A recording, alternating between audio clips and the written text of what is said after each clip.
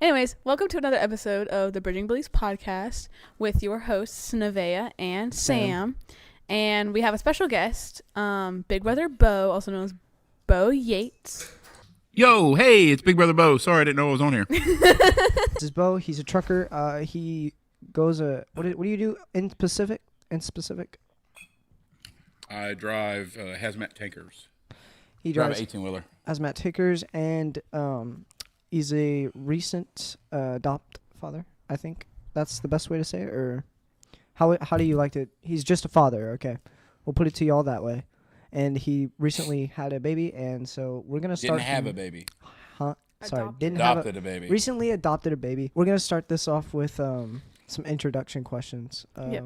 So the first question is, what is it like being a father and a trucker at the same time while also growing and finding your faith? So being a father has been the biggest blessing that I can honestly say that God has gave me so far in my life. For sure. I never thought I was actually going to be a father. I'm sorry. Backtrack a little bit. I never thought I was actually going to be a father because I married my wife, and we've been together for 7, married for 6, almost 7. And she went through 3 rounds of cancer. Yeah. We lost after the second round of cancer, and she beat it. We tried to get pregnant, or she tried to get pregnant. Let me phrase that. And she actually had 2 miscarriages. I see. And it just wasn't in the cards. So does it ever, like, if you don't mind me interrupting, does it ever, like, kind of bother you, the fact that, you know, she couldn't have No, I baby love of her your for own? her and Yeah. who she is. And like, within, I think my main question wasn't exactly does it bother you, but, like, kind of, like, within Christ, what was like, the thought while that was happening go through your brain within Christ? that, man, I'll just be honest with you. So every time that we would go to Houston to go to MD Anderson on those appointments, especially because I would take the days off of work and go spend with her, we always had a little Psalms Bible, a Psalms book in the car, and we would always, whoever was the passenger, always opened it and flipped. The driver said stop. And wherever they stopped landing, they would run their finger up and down the page or pages until the driver said stop again. And we would read what it landed on and or until it started to make some sense rather than just reading a random scripture that didn't really give you much to what substance. Yeah. So, and then we would relate it to how it made us feel, 100%. and we would talk about it, and then we would pray. And I mean, it due all to God, first and foremost, and everything that I do. It's through Him that I'm here standing today, and that He put the love of my life in front of me, and that He still allows me to be the person I am today and be the best version of myself for my family, Him, and I try to be that for Sam, but I don't know if that happens. But It's okay. Hey, I work a lot. It's all right. But for the most part, it's just been a true blessing. My wife is very, very strong woman.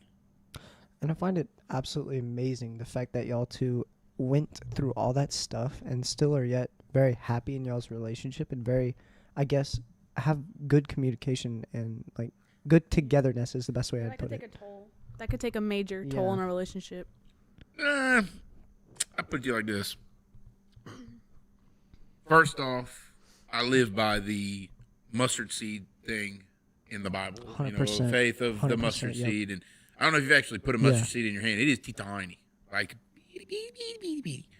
but in food, it does actually present a very strong flavor. It's a little bit goes a long way. But in the aspect of the Bible, that's all he asked for is just that little bit. Mm-hmm. And not pitying yourself is pretty much the biggest thing. Always look at your glass half full. It could have been worse. Prepare for the best, hope for the best. If the worst happens, you're prepared for the worst. But I mean, at least if it don't get that bad, it's like, hey, well, Yeah. That's how I feel. But I'm sorry, I'm rambling. What was your? No, that's the point of this. No, that's to the point. ramble. That's the whole point. Oh, okay. I think So. Being a father, going back to your question, the father part, watching him grow has been awesome. Especially like enjoying today for sure. around my family. Has just been awesome. I know I'm not the easiest person to get along with. I'm a very strong, opinionated person. I don't typically bite my tongue. Oh, really? Oh, yeah. If you ever meet my wife, she will tell you. Mother-in-law, too. Ooh. But I will say this. Just watching my son be a kid today, while I was sitting there, I was actually talking to my dad, and just watching him being a kid was just like, that's cool. Watching him, he completely walked clean off the golf cart, just Dude, walked, that's so ate cool. it, That's so and cool. then like just got up like nothing, like dust his shoulders off, just like Heck got yeah. up and just went on about his business. Hey, he's gonna be Megan a was strong like, boy when he grows up. That's well, for sure. Megan was like, "Oh my God, he just fell." I'm like, "He's chilling. Look, he's just walking off. He's fine. Nothing happened. He's completely content with it." He had another real. motive on his mission. Like I don't know what it was, whether it was a leaf he was chasing or the way the wind was blowing him or whatever. Yeah. But hey, no harm, no foul, nothing hurt. Get my phone for me. Thank you. It wasn't anything bad. Sorry, I'm putting you to work. My bad. Sorry. It's been a blessing, like to watch her go through her ups and downs and have to be able to be there for her when I could be. And so let me just tell you like this, Avea. How I found my wife was totally godsend, to be honest with you.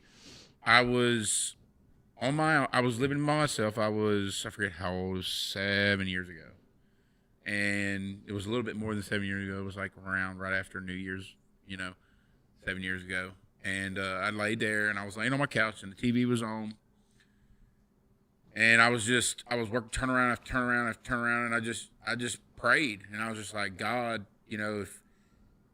if you just send me the right one, I promise I will not hanky panky. I will not, mess it around. I will do the right thing. And, I was just tired of not like just necessarily getting the wrong ones or just, false hopes and just stuff like that. It gets tiring.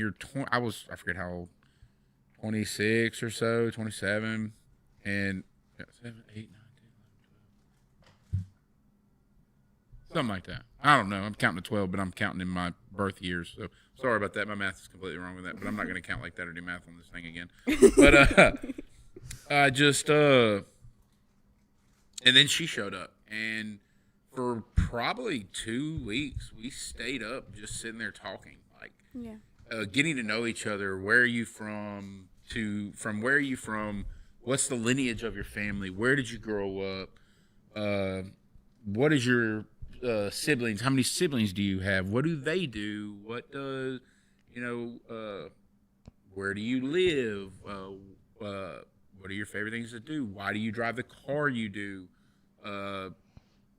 Who's the most influential person to you? Just learning the whole aspect of a person and just sitting there talking. And I mean, we talked from the time she would get off at McNeese to the time that, and even while she was at McNeese, we'd talk on the phone sometimes while I was at work.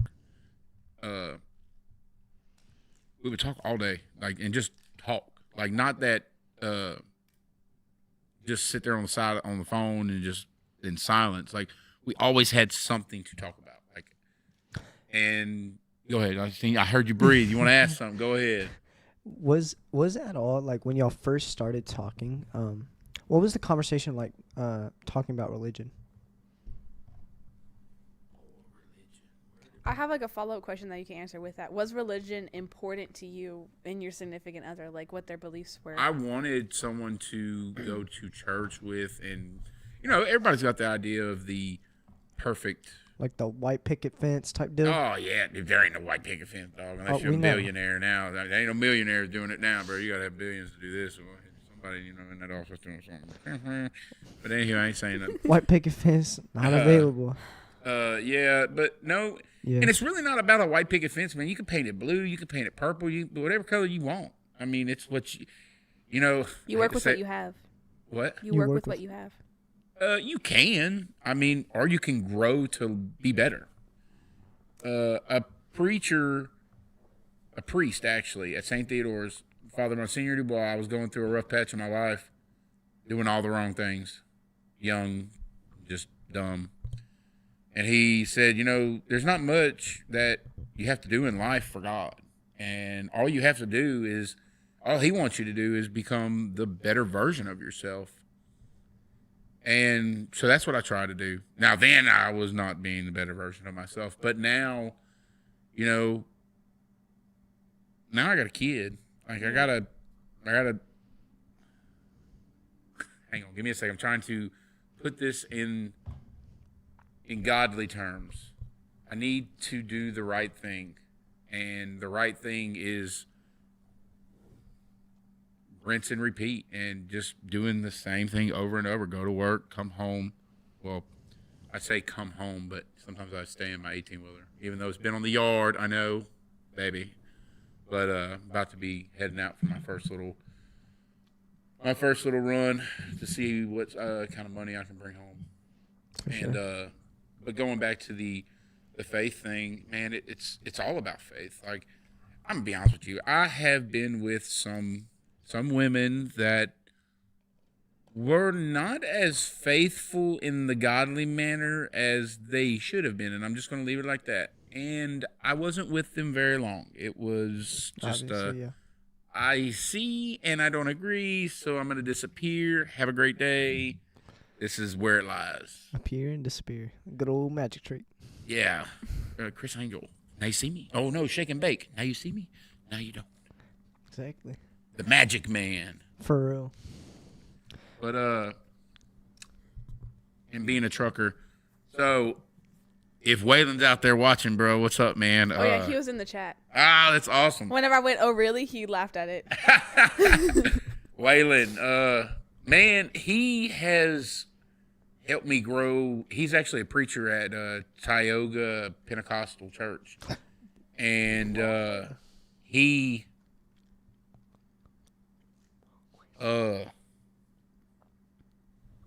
helped me get through some different times in my life. Man, I don't normally do this. Got me all fuzzy feeling inside. Appreciate it, Waylon. But he's definitely a brother, because not only does he wear many hats, father, preacher, friend, brother behind the wheel, good, wholehearted person. But just from day one, I got in his truck and I was getting tested at a rack to get my own card to be able to pull product, which is gasoline for when I worked for Go Bear Oil. 100%. And man, we started talking, and I was like, "Hey, man, why you got a Bible on your dash? That's pretty cool. That's a really nice Bible." And he's like, "Oh, I'm a preacher," and I kind of was like, "Oh yeah," because some people say they're a preacher, and I call them. There's a real word for it, but I call them street preachers. They just drive them down the road. And, I'm a preacher, but they not no diggum preacher. They something else. So their life is in the wrong path, but they do say they're God, but or not. They don't say they're God. They portray to be a preacher of God. But that's neither here or there. But man, I call them all the time. We can talk about chickens, trucks, dogs, his family, how his son. I really love going to his church like that. Mm-hmm. Me and my wife for the past, ever since we went to Wayland's church, really, we've been on this little, I call it the hunt for our faith home. And that's like a every weekend church that we go to that we actually truly fulfill to get a yearning from their homily, their gospel, their preach. Yeah, so this new like church you go to, or this church you go to, when you come out of it, do you feel like do you have like a better hunger for God than you did when you first went in? Man, When you entered, I wouldn't and even come say that it's a hunger because the hunger is always fed for him. for sure. I never say that I'm full from him for sure because I can't never be. But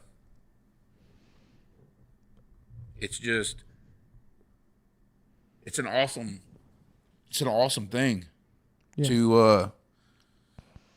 to feel when you just feel like at peace from, man, it's like you're on top of the world. Like when you get it, you get it. And if you don't get it, you look for something else or somewhere else to go. And I actually, I have something to kind of talk about. When you said you're like feeling on top of the world, I feel like that's me right now. For me, like, you know, I have all this nice stuff going on in my life, you know, and definitely a lot of it's Christian based. You know, I preach at UMC, and I do this. What is UMC? It's United Methodist Church. It's Okay, I right didn't there know by that. the Waffle I House. thought church that that was I an go to. acronym like OMW. Oh, That's the church. You know, I'm not a. yeah, it's okay. I didn't know what a lot of these abbreviation things were. Yeah, you kind of get to learning them as I you start didn't- going to churches. You learn them. Well, like, I don't know. There was somebody that said something about the church that they go to, and I was like, we weren't even, like, I jumped in the middle of the conversation, and they were like, oh, something, something, something. And I was like, It's church lingo. well, not just church lingo, it's y'all lingo. It's Yeah. like young people lingo. And I'm like, I don't know, Oh, BRB, yeah. TTYL, Yeah, FYI. only things you know. That's, AKA. I know that one. I do know that one. Do Yeah, you know he used to play RN? these. Anyways, Right now?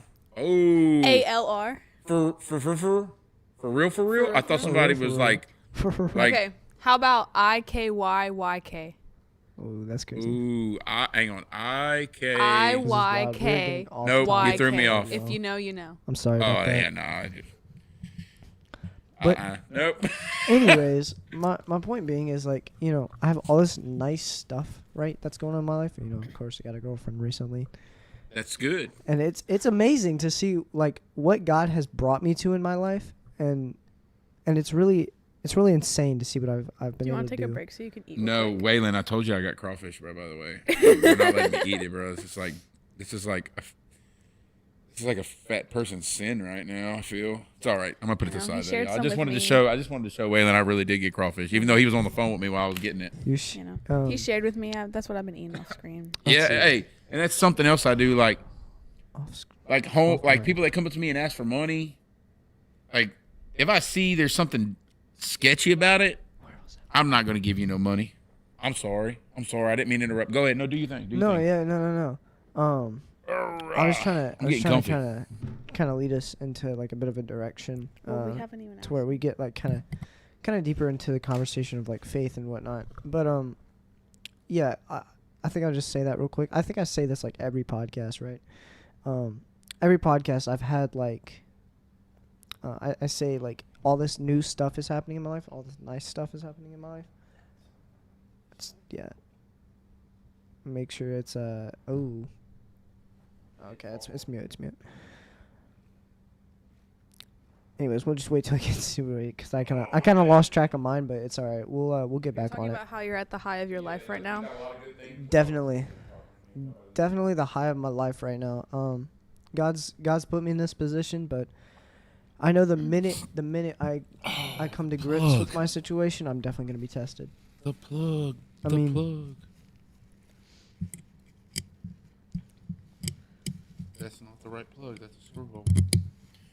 There you go. Yay! Hey, I'm getting techie over here. Y'all better watch out. But anyways, yeah, I feel like as soon as I come to grips with all the nice things that I have in my life, he's gonna come back down with a solid hand and just test me. I feel like that's what happens every time you get comfortable in your good, high-spirited life, right? Well, you're gonna get tested all the time. I mean, temptation is a lot of things. The devil's always knocking at your door. How can I stray him away? How can I let me get him? You know, like how can I reach him to come to me? Come to the dark side. Yeah. You know, Luke, I am your father. You know, Yeah. the voice made it sound weird in Star Wars, but yes, that really was his father. Darth Vader really was Luke Skywalker's father. Anywho, long story. I know I'm going somewhere crazy with that, but Yeah, it's all right. And temptation is one thing. You know, there's the 7 deadly sins. You know, and yeah, there is 7 deadly sins, but I truly believe there's more than that. Actually, I do agree with you on that. You know the Catholic, like the popes and stuff like that. Oh, added, the Catholics. I don't know if it was Catholic, but the prime minister. That's what the word I was thinking of. The prime minister added. What about more, the prime minister? Added more deadly sins recently. Oh, what? Yeah, I don't really. Man, see, and It's this hard. is something I really don't like to do in a sense of in the world, because I encounter a lot of people in the industry that I'm in. You know, I go like Monday, I go to Tulsa, Oklahoma to unload on Tuesday, and you know, I see a bunch of different people. You see them from all walks of life. You know, purple, yellow, gold. You know, up on top, down to the bottom. But it's just treating them all the same way and having a respect, because I live my life motto by that golden rule of do unto others as you would have them do unto you. Yeah. You know, and I for sure give everybody the benefit of the doubt, but you know, I say that in the sense of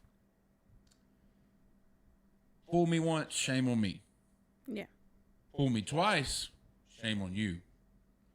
You're not gonna get me 3 times. Yeah. And you know, the Catholic thing, and you know, Pentecostal, there's Methodist, there's non-denominational, there's Jewish, there's Buddhist, there's Israel, there's Gadai, there's all these other religions out there in the world. But what I know is that I am a God-fearing man of the Lord above, my Lord, and Jesus Christ. And that's who I pray to. That's what I know. And whether it be me going to, what's that church Mama got baptized at? First Moss Bluff. First Moss Bluff. Or going to Tioga, Pentecostal. Or going to, I'm going to say this crazy, but Oompa Loompa Church out in the middle of nowhere, in between 2 trees, you know. It's all about coming together for one common interest and being a part of God. Now, whether you go there with intentions of I'm here, you know, as a young child, I speak on myself. You know, I was, you know, it was ritual being Catholic. You know, brought up Catholic because, you know, you every Sunday you went to church, you sat through church. You know, they instilled good values. My parents did. You know, they try to bring you up the best they can. Whether you do, you don't. That's on your choices and all. But you don't.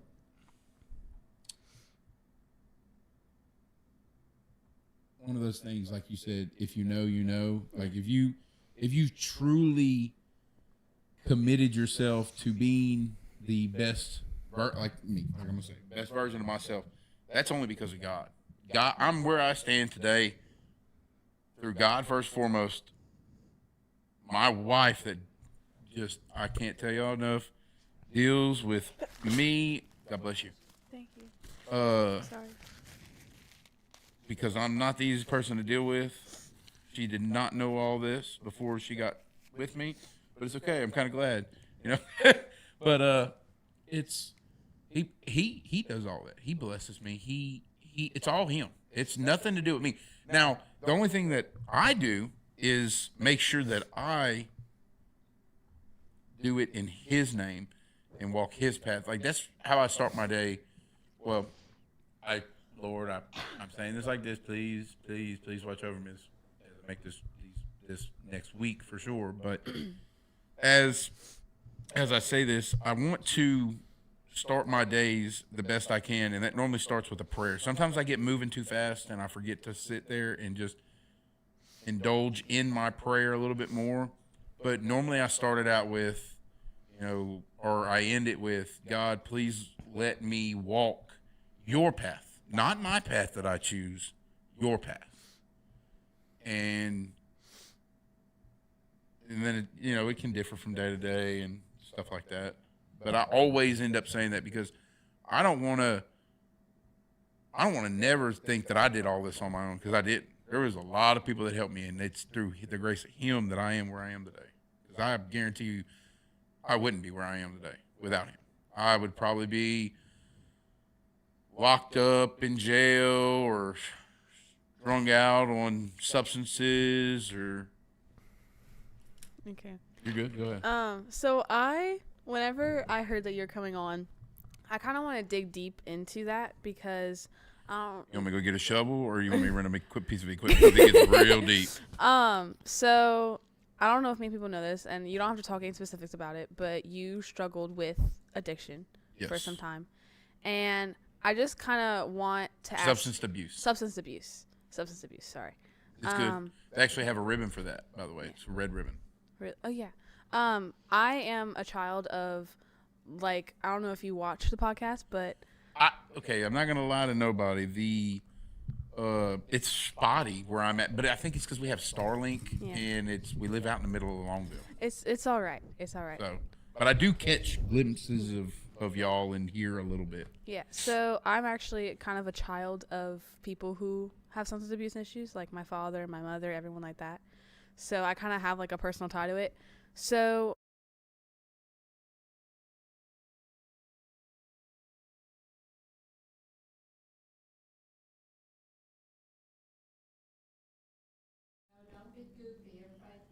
Hello. What's up, world? We're currently waiting on her because she went to go pee, y'all. I'm sorry about that. Oh, Lord. We had technical difficulties. Business on... wow, bro. You don't say that. We had some technical difficulties. We had technical difficulties. We had our IT department. it's a human right to pee. I didn't say it wasn't. No. You have to go back in your house. Bye. Testing? Okay. Anyways, do you remember your question before? Okay, the, yes, I thing remember my question. Went complete. Sorry about all that crashing, by the way. I'm Yeah. just too much for the screen, Yeah. y'all. Yeah, he's a bit too big. Too much. Bit too Whoa, wide. be nice. No, look, it's 2024. Everybody's got feelings. Even my hunger has a feeling, and it's still hungry. All right. So as I was saying before, I have some personal ties to substance abuse with my family and just in general, and some personal views on it. Obviously you have a kid now, so what? And you say that's because of God. Okay, I don't know how to phrase it. It's Say it fire off the hip. okay. Well, I know what I want to ask. I just don't know Just how to say phrase it. So Don't sugarcoat it. That's what I tell people in the world, man. Don't sugarcoat. Give it to me straight. So what would you do if you were still... Are you still struggling today along with your kid? Do you look at your kid and you're like, this is why I shouldn't do it, but you still have those temptations? I will put it to you like this. So there are a lot of times. I'm not going to say there isn't times in life. Sorry, keep going. Okay. There are times in life that, I get a lot of feelings of, anger, fed up, or just different emotions that I have to learn to deal with on a day-to-day basis, and that's being the better version of myself again. And, there was a few days back where I have to analyze everything that I do. I'm not going to sit here and tell you I don't drink. Yeah. But when I do drink, I make sure that I drink for the right reasons. I will never be an alcoholic, and drinking was never my thing. But I'm not gonna say for honest to God, I'm not gonna lie to nobody. A nice, good, cold beer would probably be really good with this crawfish. But we are in the presence of a godly atmosphere, so I'm not gonna do that. So that's picking my battles. Yeah. Do I drink to get? Let me rephrase this. So you asked, do I battle with that? Yeah, every day, every single day. Do I take an aspirin for a headache because I have a headache and I've been thinking all day, or is it because I haven't drank enough water, or is it because I haven't ate of substance? A cracker or two going down the road ain't really much eating. Sitting and taking a minute to get from behind the wheel and not be working for a little while. I mean, normal people, they get a 30-minute break, or 45-minute break or an hour lunch on their job. Yeah. We get a 30-minute break that is not supposed to be behind the wheel. And, what you do in that 30 minutes is totally you, but just, whether you decide to use the bathroom, take a shower, that sometimes has to be done in those 30 minutes. So, and I know I'm going off topic. I do this a lot with the ADD, ADHD. It's all good. But I recently had a struggle with it, and I was just fed up with some things that were going on, and I was just angry and just disgusted and just why am I like this? Why is it going this way? Not blaming anybody, but just I was over it. And I called my wife and I said, "Hey, look, on my way home, I'm going to pick up a beer and I'm going to drink it when I get home." And I was just, my mom calls it, and my wife hates this word or loves this word. I can't remember what she says, but I was desensitizing from parking my truck and driving to Longville from Lake Charles, because I used to park at Kenworth and Lake Charles and then drive to Longville. I've seen your truck before when we were going to the tomato job. The big truck? You haven't seen him in his 18-wheeler. I saw a 18-wheeler. She was like, "That's Beau's truck," and I was like, With the black truck with the chrome tank looking like thing, big shiny tank? I don't remember. It You was a probably while you ago. have. Or was it the gray Ford? It was a big 18-wheeler. Yeah, that was probably me then. Anywho, It might have not been. long 'cause you- story short, it might have been Mom. Were when she you was in the doing job tomato- when we did the? tomato stand? Yeah, I was. Yeah, it was the week you were out for church. Okay. Oh yeah. Okay. Never mind. Yeah, I was right there. I was right there every day, twice Yeah, a day, true, maybe true, true. sometimes 3 times a day, depending on what was going on. Yeah. But anywho, man, I was just.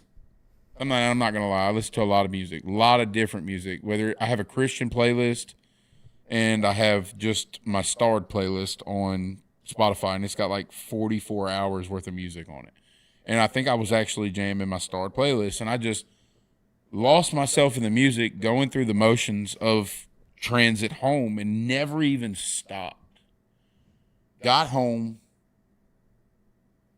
breathed, walked in the door, took my boots off. I don't remember if I took a shower first or not. But when I seen little Connor's little face, it was like, you know what? That beer ain't worth it. What's worth it is him. And I'm glad the mic's on for all this too, by the way. I thought that's what I was looking at. But to make sure the mic was No, on. I was making sure you were on. Oh, you You're can all hear good. me? That's what those little green things are. Hey. Whenever you But- talk, it goes up. Yeah. Okay, cool. But sorry, y'all. I And you just can also wanted a hear mic yourself in test. the thing. I can't hear nothing in this. I'm Then just like talking to y'all Push pretty your much. thing a little bit. Push what No, thing no. So look under. Dude, it's in. It's both in. I can't hear nothing. I'm just talking. Really, I could really probably just talk without this on and have not have a Yeah, headache. you're fine. They can hear you. Okay. But no, just dealing with. Good. I don't even know what that is. What was that? That's You good. talking? Sounded like some shows on TV. Anyway, long story short, I went home and I seen his face, and it was just like, you know what? it was really not worth it. So I chose to just go straight. And I didn't choose to do that. I really feel that God had his hand over me, you know, in that prayer that morning. Walk me in your way, your path, not my choosing, because my choosing was to stop somewhere and grab a beer and then go home. And his choosing was just go home. You've got something better at home. You have your family. I'm actually about to get really deep with this. Go ahead. So, But I had an exact same experience with oh, a that beer? No, not a beer, underage drinking. No, I'm playing. Not a beer. But when I was like kind of like with my dad and whatnot, you remember back when we used to switch houses every week? Yeah, I remember. This was like during middle school. I've pretty much told this story pretty much everywhere. Quite a bit. Quite a bit. Quite a bit at the youth group at church. Quite a bit, and I've told the story. Story. And so yeah. Of a lovely neighbor. So when I was at my dad, I felt at my lowest point, right? And I feel like when you were at your dad's, you felt at your lowest point. Yeah. Lowest point meaning what? Meaning Like I had mentally, physically, spiritually. Mentally and physically and spiritually. Oh right? wow, that's pretty low. I'm sorry. I'm not saying nothing against it, but I'm just saying speaking.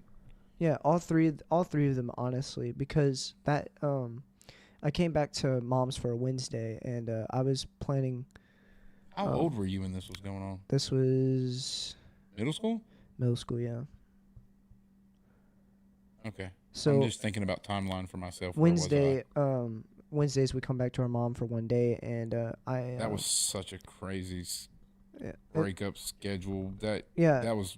Long story. No, I'm not gonna get into that. Yeah, but anyways, I so badly did not want to go back to my dad's. I never wanted to go back, and what in my mind at the time was the only way I was never gonna go back is if I just ended it. And so I almost killed myself that night. Oh, ended it. Yeah, like killed myself. I was about to say, like, in what? Like, in the day, in the week, end it all, he said. All right, we end in game. No more Sam. That's what he was getting at. No more Sam. Declaring that. And it was something that, like, I truly battled with, especially trying to heal from that experience, was definitely something of God, because there's no way I would be here without God, because just like you and that beer, whenever you walked in that room, whenever I walked outside and was gonna do it, I felt something come over me. It was, I can't tell you what it was, but my best thought was God. There's no other person other than God that could have possibly saved me from doing it that night. You know, and I'm glad you're talking about it with me, because I never knew that. Mm-hmm. You know, and I don't know what made you come to that realization of the point of the wanting to. Yeah. I personally have never got to that point of. Yeah. I've had some lows. I'm not going to say I haven't, but I've never had that big of a low. But I understand where you're coming from, man. It was a very different time, and and I hate to say it like this, and I love you, Mom, just remember that. But my mom, or let me phrase this, our mom and your dad's divorce was different than mine, because you had like y'all had the just craziest schedule, man. It was like the Wednesday here, the weekend there, then the week there, but then you come back on a Wednesday, then you gotta go. Man, if you had like dude, I couldn't tell you what day of week it was if I didn't have a job, and I would have been Mom. I would have lost track. I guarantee. I know people come into a routine of doing it so much, so it just becomes over and over and over, and that's what it is. It definitely came down with routine for sure. But it's like, man, that's monotony right there. Like, some way you just got to shake it up like an Etch-a-Sketch and just be like, all right, I need a little bit of a change, you know. And I feel like that definitely had, like, probably a mental toll on me, for sure. Like, me not realizing it, maybe it was subconsciously, I had, like, a mental toll that was kind of, like, weighing down on me, right? And it was, like, all this constant really didn't have change. You didn't have anybody to really, like, talk to about it either, did you? No. Like, I know, no, like, that's the thing about you and Luke. Like, Luke does his thing, you do your thing. Y'all may do the same thing, but y'all don't do the exact same thing. Yeah. Like, y'all are twin. Y'all, okay. y'all are maternal twins, not fraternal twins. So that means they were conceived at the same time, gave birth. Who's older, you or Luke? Okay, yeah, he's older. So Sam's older than Luke, but it's like they're not the same. Like, we can joke around just because I'm their brother, but even when you like just sit back and look at the picture of it all, like they not like they text on their phones different. They fiddle with their phones different. Like, there's a lot different about them, even though they look. I mean, where's that? I know they kind of sort of. You know, because he kind of looks more like your dad, but you have your dad's hair of the curliness. But yeah, but y'all are both. No, he's dark like mama. Yeah. You're pale like your dad. Yeah. Well, no, I'm more dark than him. Skin-wise, or are you talking about hair-wise? No, I'm talking skin-wise. Skin-wise, dude, I'm why darker. did these lights make me look so pale? I swear to God, I was outside today. No, you're fine. You're chilling.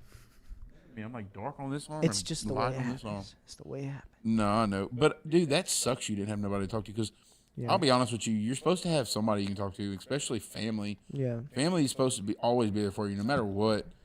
And it's not that my family wasn't there. It was but more you didn't know like, how to talk to them about what you were going through. 100%. And, you know, you need counselors. And I'm not going to lie to nobody, man. I had been through so many counselors, man. I could pull the wool over their eyes, bro. It's nice to not have to be like that anymore. I tell my primary exactly what's going on with me. Yep. Like, I had did some blood work right before, and the test results are all good. You know, I don't have anything to worry about. You know, my cholesterol's a little high. Yeah, I'm a big old dude. So what? I don't care. I'm gonna eat some good food, and I'm gonna eat some good food. You know, granted, I don't need to eat late at night, and I'm trying to change that. But hey, if I'm hungry, I'm gonna eat. Yeah. I don't need to eat all the rice I eat, but you know, whatever it is.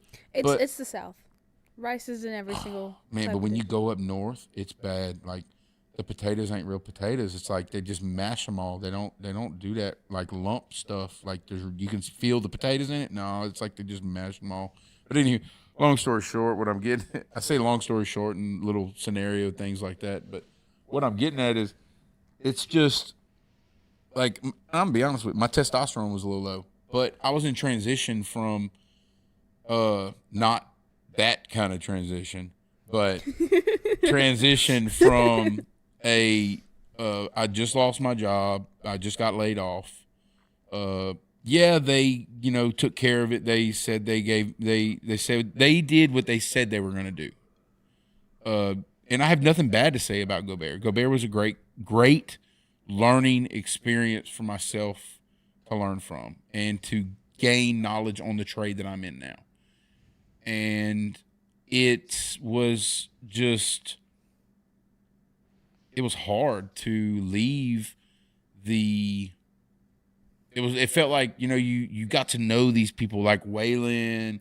He worked there, and it was like, man, you start thinking it, because men are men, and we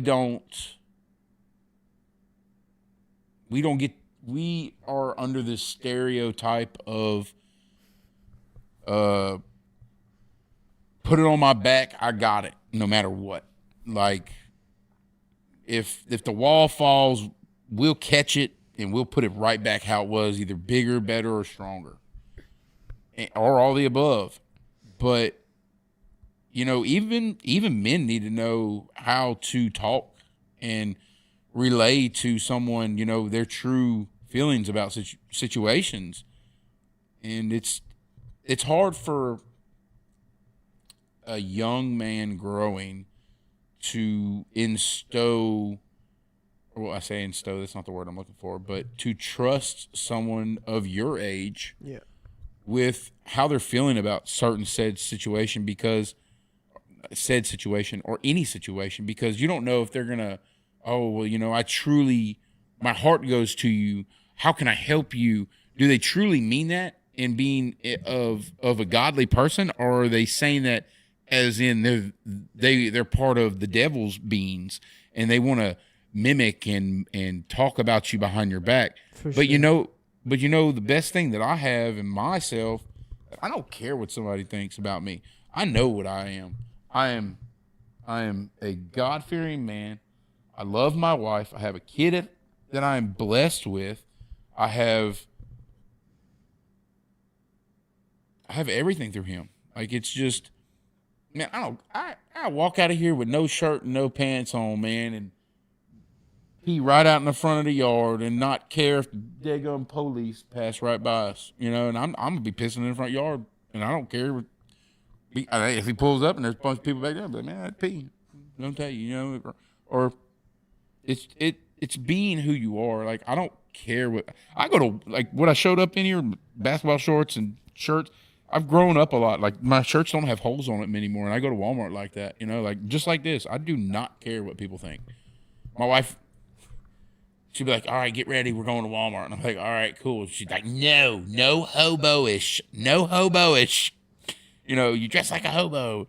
And mom's always like, you shouldn't dress like that. And yeah, they dress me in good clothing and stuff like that. But I'm who I am. I don't care what people think. I work. I come home. If I want to walk around in a holy shirt and basketball pants, good Lord knows I'm doing the right thing, or I'm trying to. I'm doing the best I can. Do I come short? Yeah. Do I talk about my feelings? Yeah. To my wife? Probably not as much as I do. I should, but, that's just something I'm learning. I learn more and more about myself the more I allow myself to open to God. And I put everything in his hands. Like, I ain't gonna lie to nobody. It's And I feel like that's such an important skill to learn. For like, it's not to, it like, shouldn't be a skill. It should be a trade. definitely something to learn though. Because you know how you learn it? When you go throughout life, Stay and pray. that is true. But when you go throughout life, you feel like you kind of feel like you're kind of going on your own direction, right? And you feel like there's no clear path that was made out for you. You said you feel like you're going on your own direction? No, just people in general.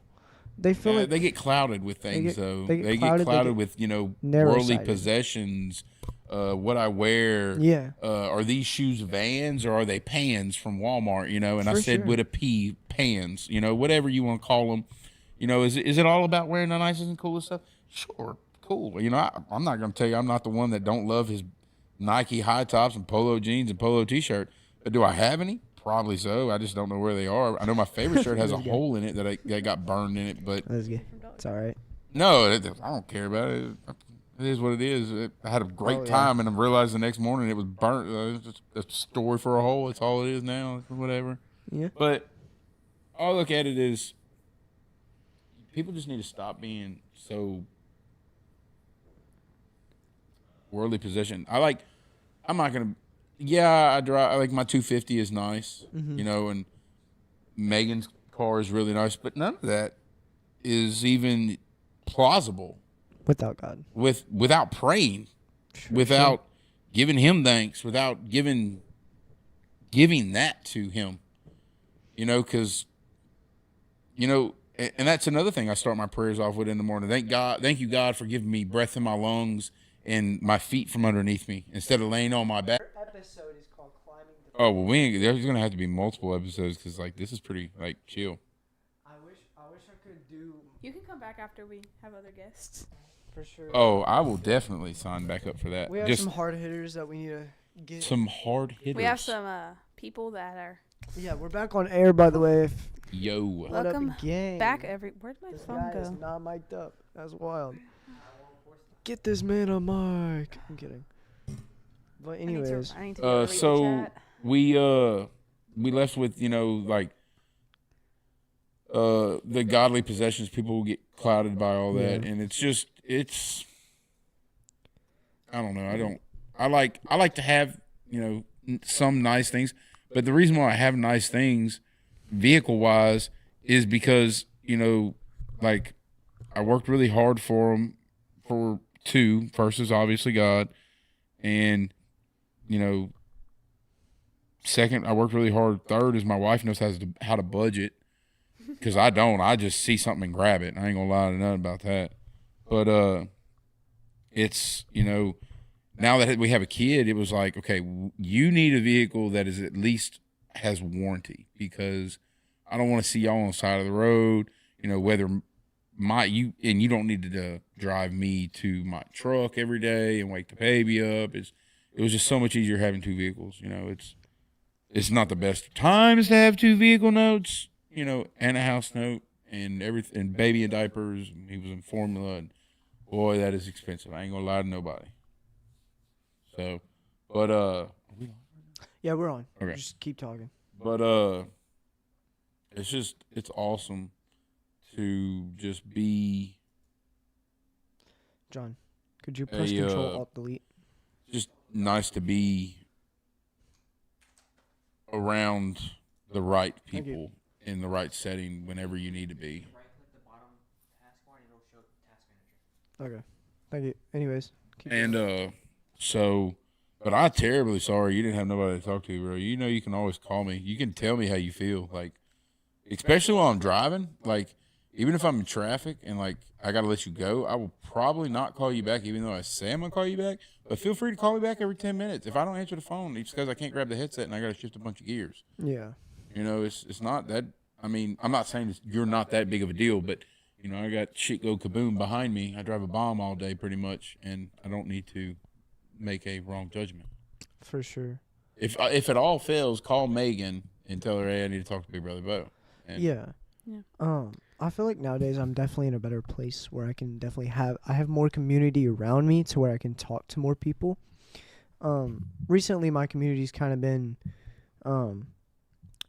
it's kind of been like my friends at Bible study, and then also occasionally her, and then Occasionally. okay, We've we don't been have to get friends into for over a year, Sam. Give me a little bit more credit than she that. took over your tomatoes while you were gone. Yeah. This is true. This is true. I help you with. I am your marriage counselor. This is wild. Ooh, cold blood. She said she helps Yeah. every which way.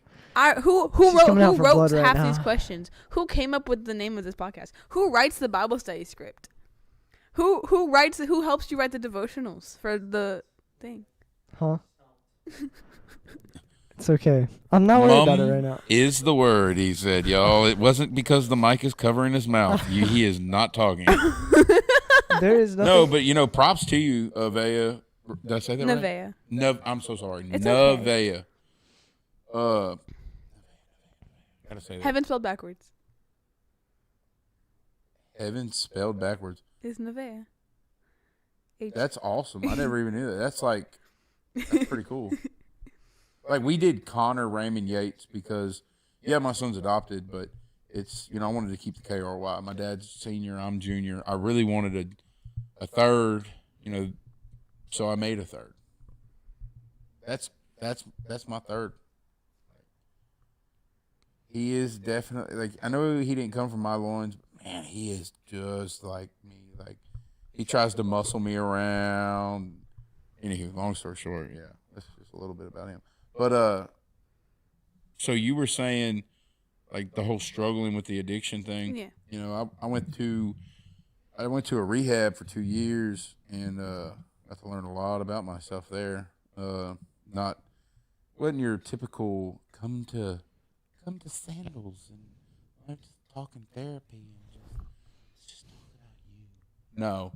I worked for 1.5 years in the refineries for free, paying for my recovery for free. Then my lunch consisted of a brown bag, not a cooler, a brown bag. There was no refrigerator to put this in wherever I went, okay? And 9 times out of 10, it was at a refinery. So, because I had a TWIC card and all that.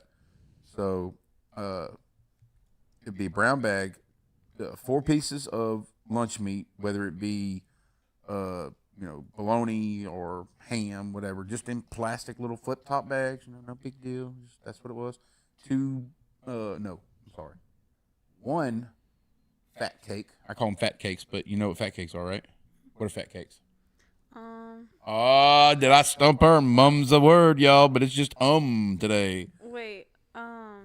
there's like a bunch of people call different things whenever. Okay, Swiss rolls, Little Debbie's. Yeah, that's what I thought of. I thought the Fat little cakes. the little Debbie thing, but I thought you meant like a specific one. And I was like, there's so many that could be. Oh yeah, there's like I just call them fat cakes. Yeah, That's, no, I that's thought just of what they Little are. Debbie. I thought of like the little chocolate cupcakes that have like that Those white little swirl. curly Q around them. Yeah. Yeah. No. Yeah, that's a Little Debbie too. But What? we'd have one of those and 2 bags of chips. And there could be anywhere from, in a 15-passenger minivan, there could be 18 of us riding to, 2 locations, or 15 of us or 16 of us riding to 1 location. It all just different. Sometimes the ride would be from Baton Rouge to New Orleans. It could be Baton Rouge to Reserve. It could be, it's crammed up in that fan like a sardines. And dinners consisted of, they were pretty decent, I'm not gonna lie, but not every time there was something always I wanted to eat. So I mean, I had to fend for myself there, but I chose that was where I did most of my growing. But I say that to say this: I overcame a lot there. Me and my mom went through like counseling, family counseling. I was actually the first person there to actually push the family counseling because I wanted to regain the bond with my mother back. And through God, I did, because she actually came. And my grandmother was always the biggest support to me.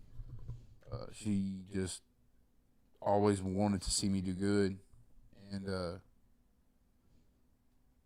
I graduated from there. It was a rough 2 years. I ain't gonna lie. It pushed me to the brink of no beginning, wits end. I can go a whole episode of that. I'm not gonna go too deep into that, but yes, it was just a crazy life. And having a kid, makes you think that. But also, I'm kind of glad that, in a sense, I think God blessed me in a way of not having my own, because I'd always said, thinking in rehab, my dad would always say, what you do to me is going to come back twofold to you. And I'm like, oh, God, my kid comes from me. I'm going to get twofold of me. So that makes 4 times the bad that I did. That's bad. Like, ooh, you can go on and on about that one. But now that he's not mine, he is mine. But I say that he just acts like me. It's like crazy. Like he picks up my little quirks, and I call him Butters, and he answers to it. Like that's his nickname. Like I call him Butters. Like why Butters?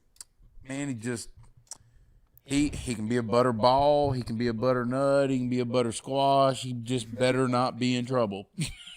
All right, fair enough. Just butter not being. And I've called him Butter since the day he come out. Oh, I got it now. Wait, what? He made a pun. He said, "Just butter not be in trouble." Yeah, Butter not. Yeah, be in that trouble. took me a not be in second, trouble. and then it took him saying it again. I was like, that went right over my head the first time. Oh no, you're good. You caught it though. That's what you came right back like a boomerang. Yep. Caught it.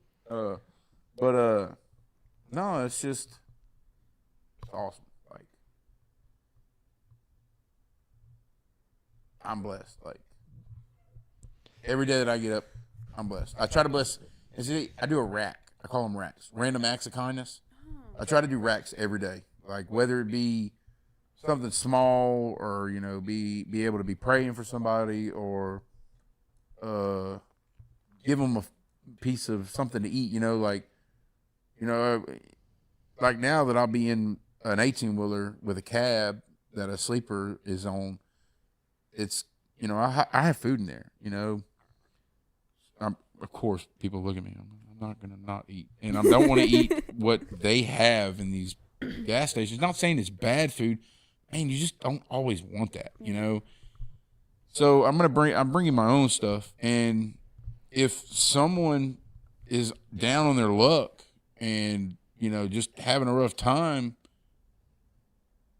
man, are you hungry? Yeah, well, let me pray for you, and I'll actually not just feed you spiritually, but I want to feed you physically as well. And if it goes in one ear and comes out the other, hey, that's what happens. But I tried. And I can say that I tried, Nothing ventured, nothing gained. Yeah, like I watched this TikTok like a year or two ago. A TikTok. A TikTok. I am in fact part of the teenage youth that So watch Hey, TikTok. I TikTok too, so. And it was I'm of not this allowed. actress, and she was being very outward with her Christianity and like trying to spread the word. And everyone was kind of hating on her. She's like, "Oh my God, I didn't know you were," like, they were like, "Oh my God, I didn't know you were Christian. Like, why are you forcing people into your religion?" And she kind of put it into a metaphor. It was like, okay, so if you were to go into like a field, or like it was something like this, like, would you go into a field? Would you want me to tell you there was a snake there?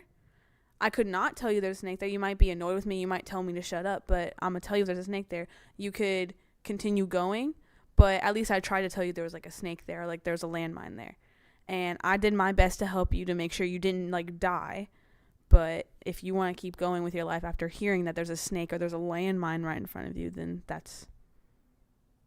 No, I completely understand what you're saying. You want to be presented with what could come in front of you before you actually come in front of it.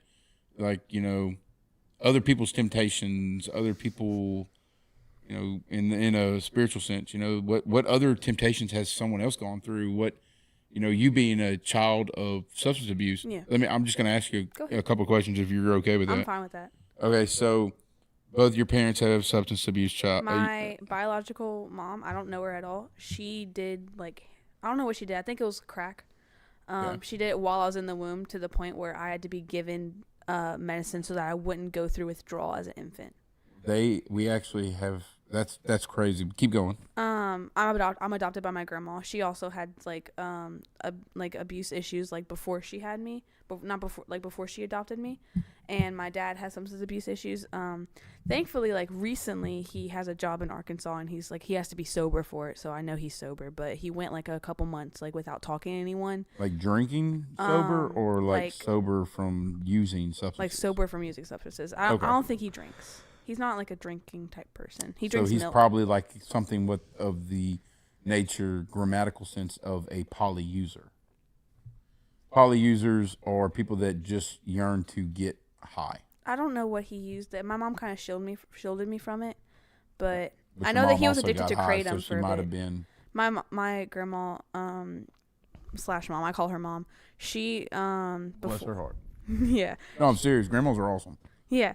My uncle right now is in prison. He's schizophrenic, and he's addicted to heroin, I think it was, and all that stuff. Was he, if you don't mind me asking, was he an IV user? I don't know. Do you know what that means or no? No. Did he shoot it up into his veins? He shot it up. He That's snorted it. He did anything he could. Any way to get high. Yeah. That's a very that's the number one killer right now in the world, is not, but it's not just the heroin, it's the fentanyl. Yeah. Because like I've had like 4 different family members in the past like 2 years die of fentanyl in a so ditch. your family is My entire actually, family. Like I'm like the black sheep of the family, because you don't do nothing. I will never like pick up a cigarette, pick up weed, or like You go ahead. But kudos to you, because that cigarette is the only sense, and I say it like this, I've been trying to quit for a while, and I just pray about it.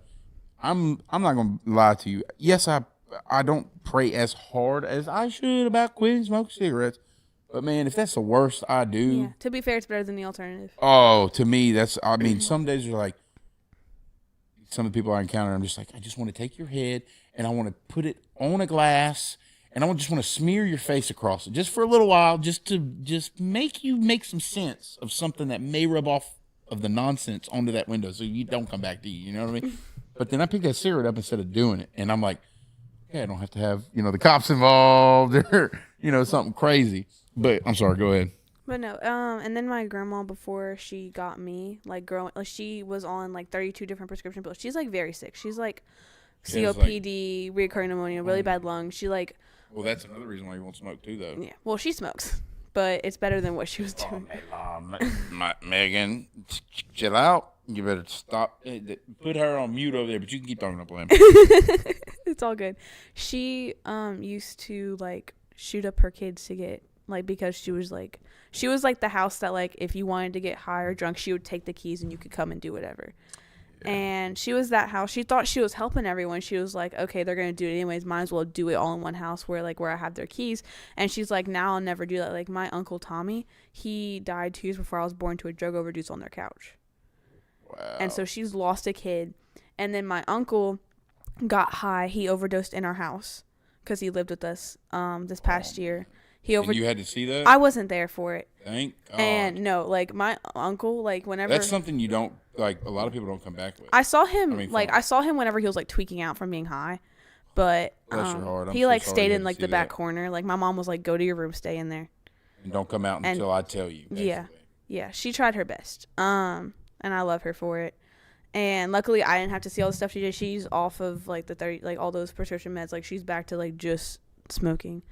And she does medical marijuana. Yeah. That's awesome because, you know, I don't know how divulged you are in, you know, the U.S. Economics and past, but Reagan basically was like the biggest war on drugs, but it was all pot. I don't know if you know that, but pot, the devil's lettuce, you know, you can call it 1,000 different words. But if you use the medicine as it's intended for the deficiency or illness that you have, it can truly help. Yeah. But it's having that fine line of using it and abusing it and knowing that, hey, I'm using this for the wrong reasons. Because I take Adderall, and I've taken Adderall, I've taken Concerta, I've never taken Ritalin. I used to take Vyvanse. And I've taken some stuff called Mideas, which that is probably the best medicine I've ever been on for the focus of me, because I got it bad. I mean, I know y'all can probably just tell, and the people that are watching, but I got like, I sit here and just be like, you're talking, I'm listening to you, but I'm kind of like looking like, what is this microphone made out of? You know, just kind of like, oh, okay. And then I'm like, oh, they're talking. I need to pay attention to what they're talking about.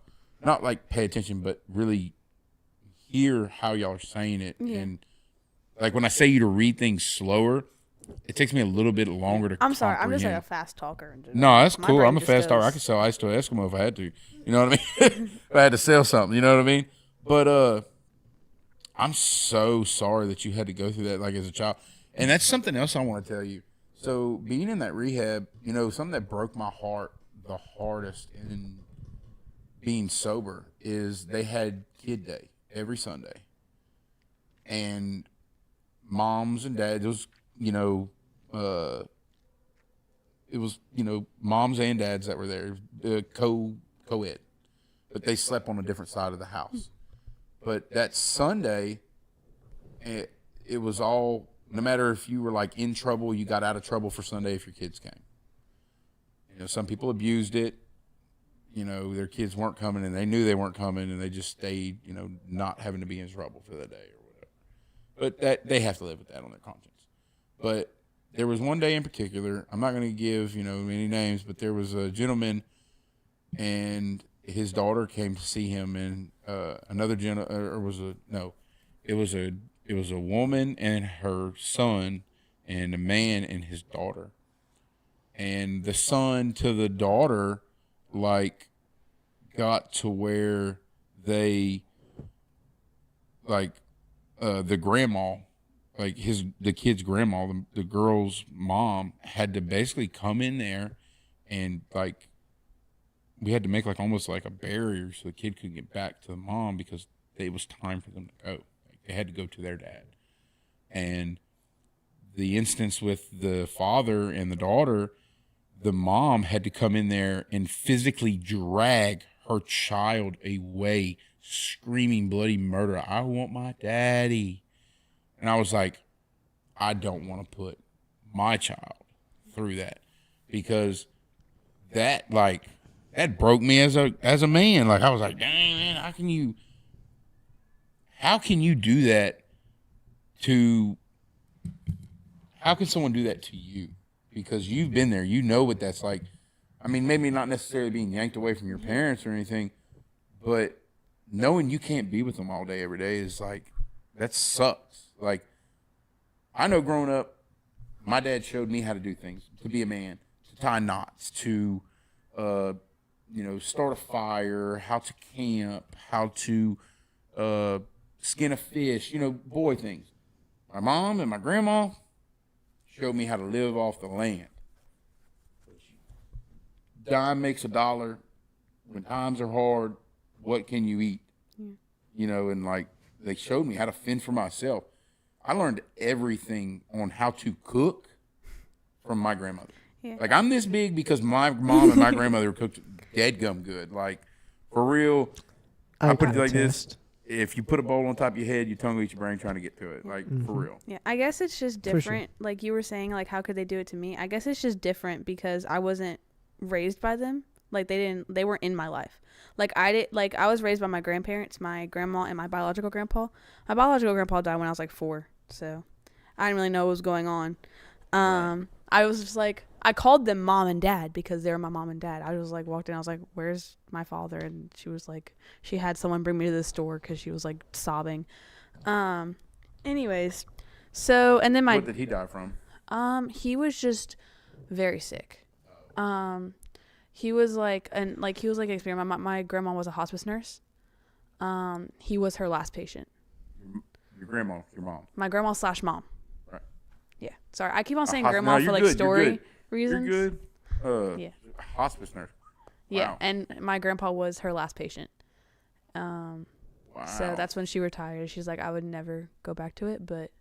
PTSD right there. Yeah. It's not just for veterans and stuff. People don't realize that PTSD can happen just throughout the walk of your life. Yeah. And I kind of talked about this on the last podcast, but like there's like a lot of stuff that I've been through that like people will look at me, like see how like happy I am or like how positive I am, and they're like, you went through all of that. Like I talked about how in the last podcast my dad's girlfriend at the time had abused me mentally, physically, like when I was like 7 to 8.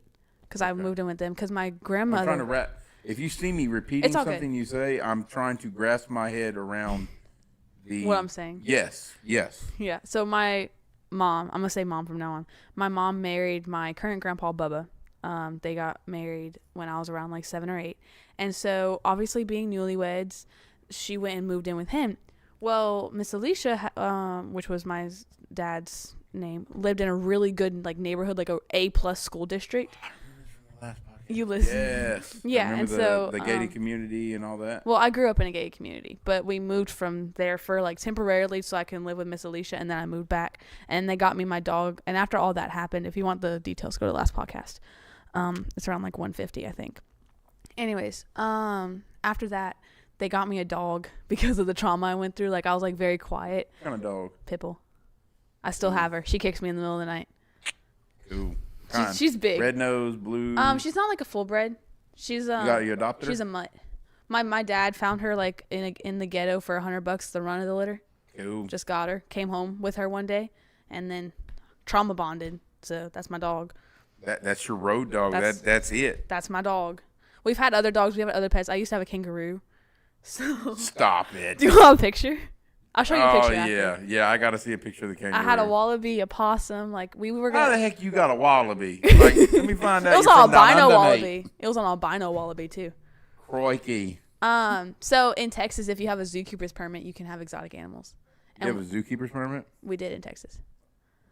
And you can't have them in Louisiana. So, the kangaroo's in Texas right now. We were going to start a PTSD farm for veterans on 45 acres of land. But then COVID hit.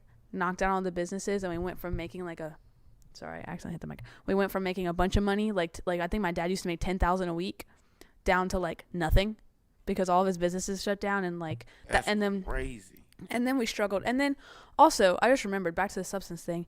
We lived in the gay community. My dad paid for that. The agreement was always like, I'm not on child support or anything. My grandmother has custody, and then my dad also has custody of me because he actually got sober and is like doing the right thing. Is somewhat in my life. He pops by every now and again. He actually called me before this, and I was like, why are you calling me? And he was like, I wanted to know when you're going to get your license so I can get you a car. And I was like, all right. That's cool. It's really good. And then, sorry, I'm talking a lot, so I need to. No, you're good. So what kind of car do you want? I want a small truck. There's one for sale. Really? Yeah, his. I mean, You'd get away with murder if you ever. I actually want like the truck that I have right now because I learned on it. It's a small GMC truck. It's like a 2016 or 2018, I think, and it has only like 120,000 miles on it. So it's a good truck. Sorry, I'm just getting adjusted. It's all good. Anyways, as I was saying, Yeah, I'm dead in the water, by the way. it's, Yeah, no, I'm just letting you know. it's fine. We can't hear each other through these anyway, so it's just to hear yourself. But my mom told me recently, like I didn't know this. My dad, like, we moved to Pearland, Texas, and then we moved to Victoria, Texas. Shut the front door. Pearland, Texas. I graduated from Pearland High School. Really? Yeah, you can ask my mom about this story. They rented a whole hotel room and didn't graduate. Yeah, it took her having to take me back to get me to graduate. Well, that was a fun hotel room. We had so much party. They were mad at me. Anywho, long story short, you live, you learn. That's what I say. Yeah. But I did graduate high school. So. That's good. But Pearland. So we lived in Pearland for like a year. What do you know about Central State? I don't know. Texas barbecue? I was like in 5th grade. I don't remember anything. Oh, that's right. You're young. Forget that. I was in 5th grade.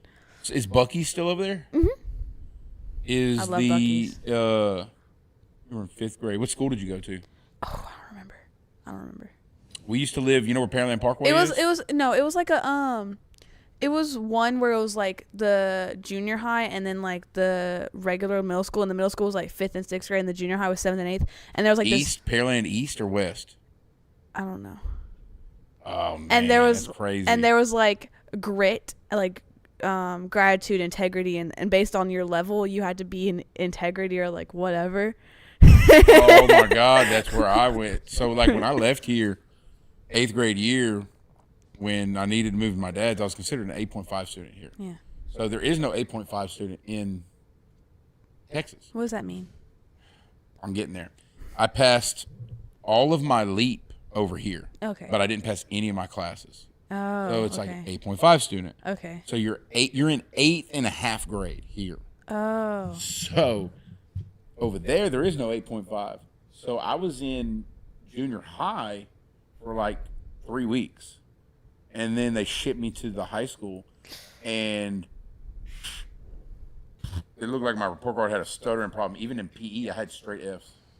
But no, getting back to what you're saying, it's crazy how different walks of life, and just in the presence of God, it brings you to somebody that has not in the same sense of the same walks of life, but we've been to the same places. I graduated from Pearland. I lived there for 4 years, 5 years. Okay, so going back to the main subject, sorry, we kind of both ramble I'm sorry. on. It's okay. We're both. I think I have undiagnosed something. Anyways, I'm definitely neurodivergent.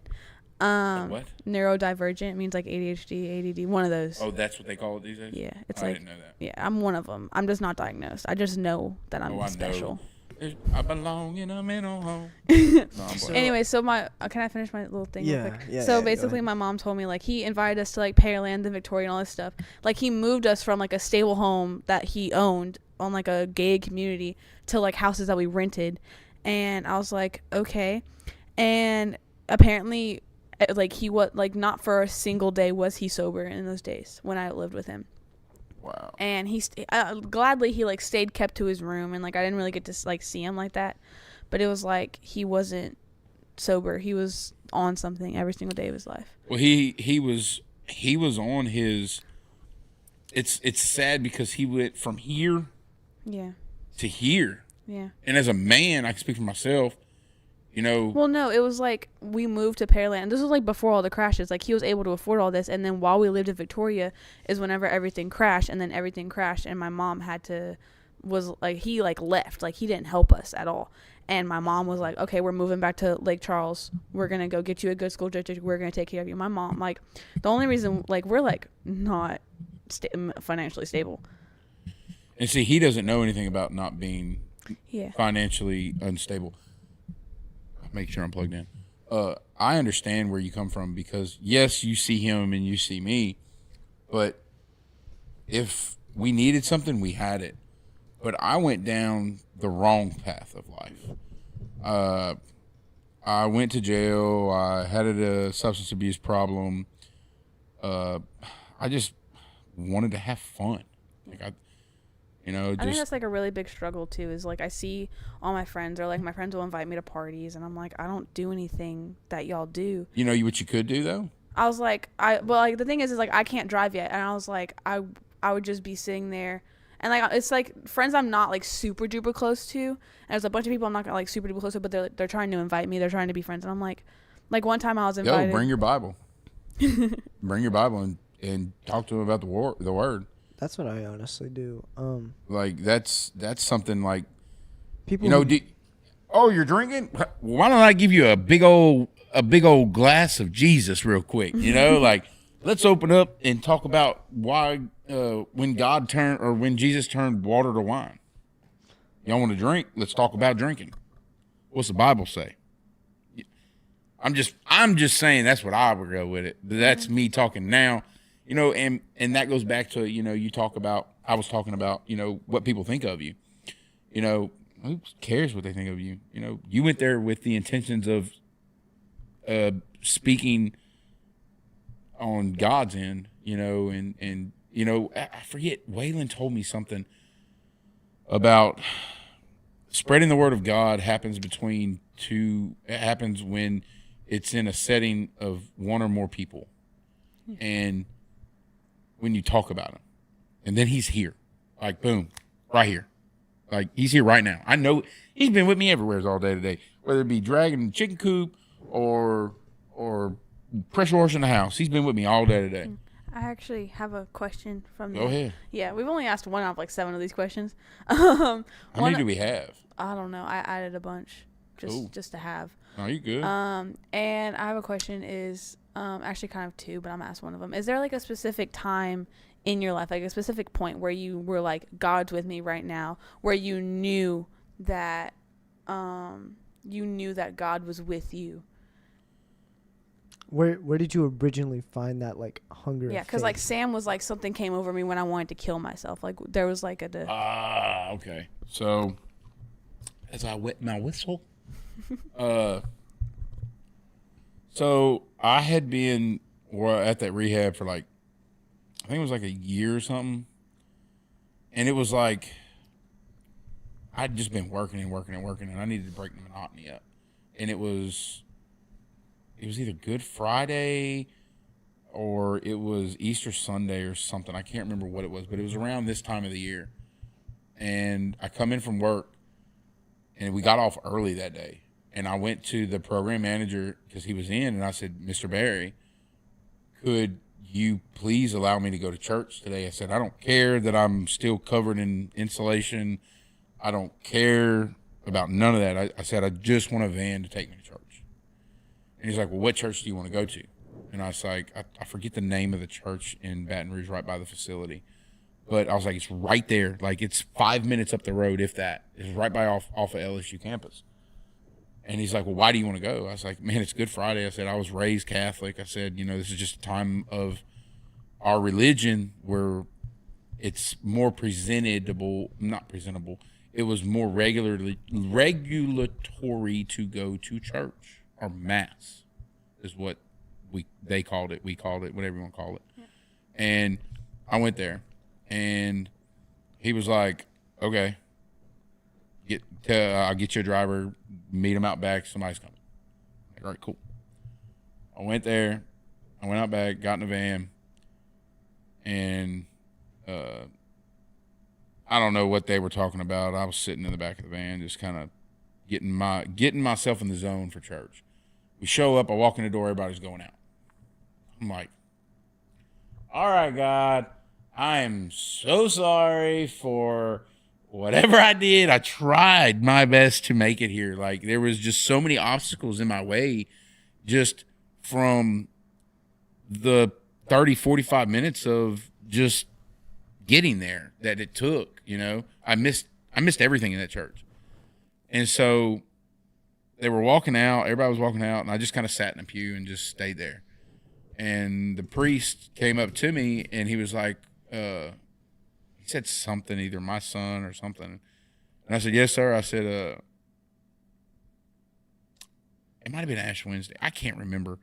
But I said, yeah, I said, I'd like to pay some tithes. And I said, I I'd like to either be prayed over or I'd like to get some prayers and just talk to God for a minute, with you being in my immediate presence, being, it could have been in church, but I was late. And he said, no, I completely understand. Well, then I'll sit in the pew in front of you. We'll both get on our knees and you do whatever you want. And when you're done, you can just let me know and I'll say a little prayer and, you can go put your tithes in the whatever thing, like bucket or basket that's covered with a little slit in it kind of thing. Mm-hmm. And I was like, all right, cool. So, we did. And I was like, all right, I feel better. And then I gave him in his hand $100. And he was like baffled, like, why is this young man, I was only like 24, 23 at the time, giving me $100. And he's like, no, I'll give you some change. And I'm like, no, that's for the church. I said, church, the religion, whatever it goes to, it's, my intentions were pure. You know what I mean? I didn't care where it went from his hands. I knew what I did with it was right. And he's like, you sure you don't need, some change? And I was like, no, sir. I said, I'm fine. I said, thank you for everything you just did. I appreciate it. And then we were about to leave, and I said, do you have a cell phone? And he's like, I was like, yes, sir. I kind of don't have a cell phone. It's a weird predicament. I could explain it, but it's a whole nother church pew sitting. And he's like, yeah, sure. So I gave the phone. I had to call the facility and bring me a van. Just a bit of an intermission to kind of tell you. Intermission? What is intermission? Like to tell you something real quick. He's interrupting the story. Interrupting your story real quick. Oh. A church isn't necessary. So let's say you missed church, right? What you did was great. It's amazing that you I wasn't looking for you to tell me it was great. I'm just saying that. I'm not saying anything against you, but I appreciate you saying that. Yeah, and it's amazing that you were able to sit in the pews and just be able to pray and whatnot, do what you need to do right that day. But one thing that I constantly have to tell people is that I have to do that. Church is everywhere. And it's the community you're with. So you could just sit by yourself. Like a couple of days ago, remember when I told you I needed to go to the park? Nope. All I did that day was I prayed, I read my Bible, and I just prayed. I prayed over everything. Yeah, he called me. My whole life and just everything that happened, right? So it doesn't necessarily have to be the church that you go to.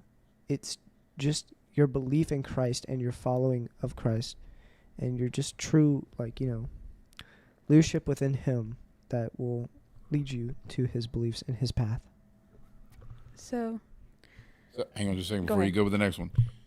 I knew that already, Sam. All right. I did. I'm not stupid.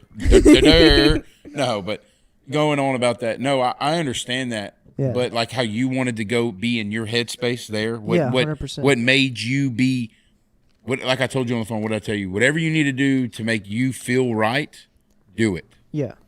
Well, at that time in my life, that's what I needed to go put myself in the zone. And by being in the zone it's game time. Mm-hmm. Let's go to church. Let's put myself, mind, body, spirit, right there in that moment. Let me be in his presence and devote my all to him because I have been diverted for quite some time. Yeah. And that was really,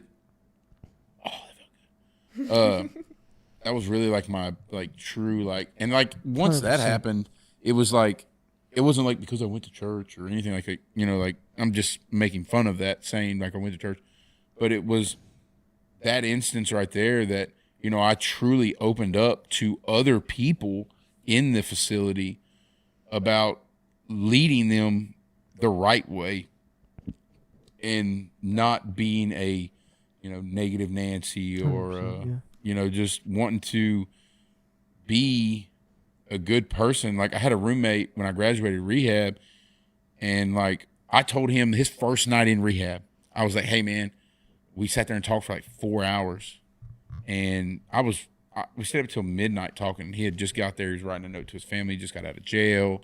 And I was like, dude, you're a real cool person. We're going to be roommates when we get out of here.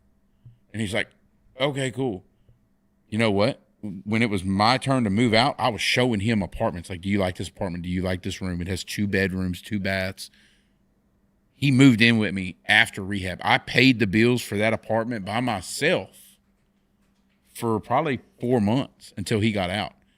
But being a man of God and owning up to what you say, and, there's a saying that men have, men's got 3 things in this world. It's faith, his word, and his paycheck. And don't mess with no 3 of those, because it's just bad. But anywho, I still talk to that guy too, and there's nothing wrong with it. It's just he still tells me today, hey man, thanks for never giving up on me. Never, you truly taught me things in life. Like, poor boy's from Podunk Town out in Louisiana. He had never had Jack in a Box in his life. But next question. In your walk with Christ, what do you feel like your favorite source of, the word in Christ has been? Like, what's your favorite church? What's your favorite thing to listen to while on the road? What's my favorite? Okay, so I got my GQ dude that I listen to a lot. Mm-hmm. I want to say and it's how like much has that Furtwick. kind of helped you in your faith? Furtwick or something. He teaches out of North Carolina or something like that, or teaches. He preaches out of North Carolina. It's a little elevated church, is what it is, and that's what I go to on my, like, when I'm really yearning for like a good heartfelt gospel and I really need to feel something. Like, that's what I go to. But if I'm ever just like out of the blue, like on my Sundays, like typical Sunday for me. Okay, hang on, sorry. What was the question before I just go completely off topic? What was the question again? Like, what was your favorite source of Christ and Jesus and like the Word? What was your favorite preacher? What was like on the road, and how has that helped your faith on the road? A lot of it is Waylon. I use a lot of Waylon to help me. Like, I read my daily Bible verse every day on the Holy Bible app thing that I have on my phone. 100%, yep. And I meditate on it. And if I don't understand it, 9 times out of 10, I'll send the scripture to Waylon, and I'll have him like dumbify it for me, just because it may not make sense. But he'll tell me, like, you need to open it up and you need to read, further into the scripture to get the substance out of it. Or he'll just start off the muscle, tell me, like, hey, this is it. Like, this is what he means. And there's been times when I've been, just searching for him to guide me in that path, not for me to make my path decision. And Waylon is, I say stopped me in my tracks. But figuratively speaking, I was driving to Eunice to go drop some fuel, and I had a lot of things going on, a lot of decisions to make. And, the layoff, they had let me know about being laid off, and potential people, I don't know what the job applications are coming back. People are calling me, doing interviews, and But I can't give nobody an answer, and I'm just like, you know what? I'm gonna call Waylon. And I told Waylon about it, and he's like, well, what are you doing right now? And I'm like, I'm driving. What do you think I'm doing? You're doing the same thing I'm doing. Like, what do you think I'm doing? And he's like, well, let's pray. And in the instant, I was like, bro, I'm driving. But I was like, mentally, I said that, but out of my mouth, it didn't even stutter. It was just like, all right, cool. And like mentally, I'm driving down 190. Mentally, I'm praying, and I knew God had the wheel at that moment. But I didn't bow my head literally, but mentally I did, and I just I give it up to him. Waylon's the trucker. I hate to say it like this, but he's like the best thing I have yet to find. And he knows how to guide me. He knows how to get on my level and tell me what I need, not what I need to hear, but how I need to hear it. And Do you feel like God put Waylon in your life to like Oh, for sure. to for sure Or how like you help kids you say out with your For. faith? What?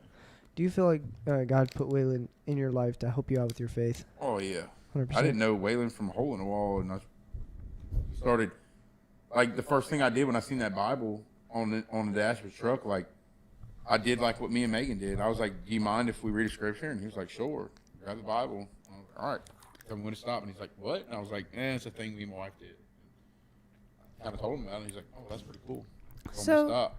are there any like specific rituals or like religious practices you do? Obviously, with like your obviously addiction's like a battle every single day. You have to go through that every single day, or just like daily struggles. That's more of a. I don't know how to say that. So I'm looking for a big word, but I don't know how to. It's more of a quiet battle now. It's like that little demon gets hit with that hammer. Just shut up back there. Yeah, just like subconscious. Yeah, that's the word. Thank you. Yeah. Subconscious battle. But are there any like when like let's say you're having like a big issue and it's like just there? Are there any like specific like religious practices that you do in order to get you through that? Just pray about it, and He's gonna guide me. I mean, that's really honest to God. Honest to God, like just pray, stay and pray. And then I smoke a cigarette, and I'm like, all right, I feel better. Let me For breathe being a little honest. bit. I don't want to smoke a cigarette right now, but like I kind of don't because I know like I like this conversation. Like this is pretty cool. Like, Yeah. I was weirded out, not like a bad weird, but like I was You were like, skeptical. No, Not not skeptical. skeptical, just- You were kind of like I was you like, didn't know what you were coming into. no, I didn't care what I'll walk into. Man, if y'all only knew, I will make a circle in Cowboys to act like I'm about to break my neck trying to dance move, and it ain't even about to be me doing a head spin or nothing. I'm about to act like I'm mowing the grass or trimming the hedges type of thing. That's my dance move. Bro's dance move is. Yeah, no, it's about, you got to crank the lawnmower and stuff up, and it's the whole actuator of that all. But no, what you were saying, say that question one more time. Are there any like specific practices or anything that you do? And someone just entered the building. The gathering place we call it. The routines, and just pray. When I get to a point and just oh my gosh, it's 8:00. Time has just flown by, my mom says. Mom, it's fine. It's cool. It's 8:00. What time is their curfew? Oh, we comment. No, okay. Mom, Well, don't worry about the schedule. I will. oh, this is just. And plus, we have at least 10 to 15 minutes to overdo because of all the mishaps. So it's fine. When I get home, as long as I get home. Somebody needs to take him home. Okay, we get that.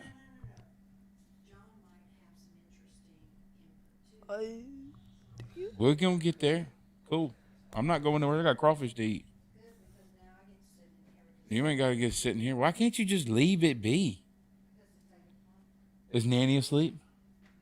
Okay. Hey, Nanny. Oh, Nanny, I'm sorry to hear you sick. Hey, Eddie J, by the way. But no, there's not really like.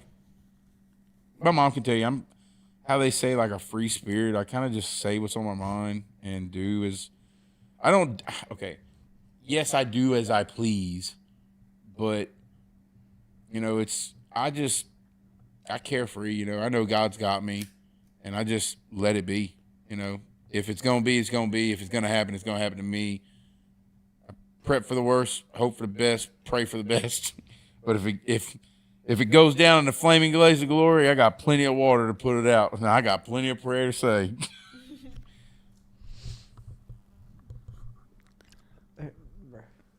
Okay. Nah, dude, what you doing? Are you co-host or what? She's over here with the good questions. I mean, these past two, I told him this morning. I called him. He called me. I was like, "Do you have everything ready?" I was like, "No, my laptop is broken. Actually, it's not broken. My charger's broken, but it's like a C-type charger, and Like it's like Got me. those I are don't like even know what that means. well, anyways, they're expensive and mine's broken and I don't have the money What for is it a yet. C-tie charger? Things Yeah, like use this for- kind of charger. I also use it for my laptop, but my phone charger isn't strong enough for my laptop.